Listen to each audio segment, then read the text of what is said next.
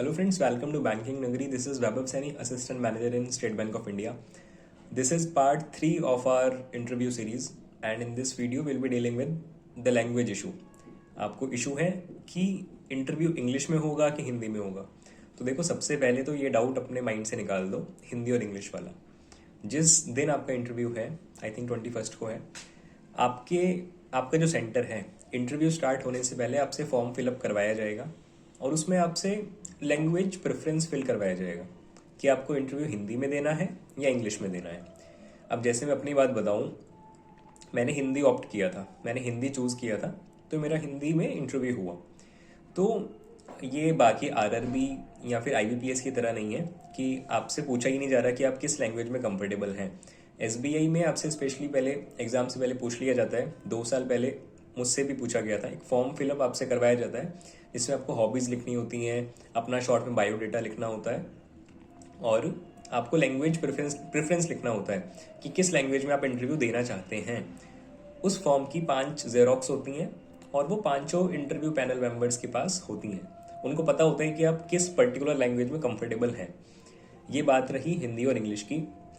और मेरा मानना है, अगर कोई हिंदी का स्टूडेंट है, हिंदी मीडियम से है या फिर इंग्लिश मीडियम से भी है, जो इंग्लिश में उतना कंफर्टेबल नहीं है, तो हिंदी ही में ही ऑप्ट करे। मेरी इंग्लिश अच्छी खासी है, बट मैंने इंटरव्यू अपना हिंदी में दिया था, ठीक है। अब पता है हुआ क्या था, हिंदी चूज़ करने के बाद भी काफ़ी टाइम तक मेरा इंटरव्यू अराउंड 10 से 12 मिनट, मेरा टोटल इंटरव्यू करीब 22 से 24 मिनट का था और 10 से 12 मिनट मुझसे इंग्लिश में बातें हुई। इंटरव्यू मेरा स्टार्ट ही इंग्लिश में हुआ था, ठीक है। तो I am good in English, मैंने अच्छे से कन्वे किया। इंटरव्यू चलता रहा। अब फिर एक पैनल मेंबर की नज़र पड़ती है हिंदी और इंग्लिश पे, तो उनको नज़र में आता है, अरे तो हिंदी का कैंडिडेट है। तो वो पैनल मेंबर जो होते हैं, चेयरमैन हमारे, उनको बोलती हैं कि सर ये तो हिंदी का स्टूडेंट है।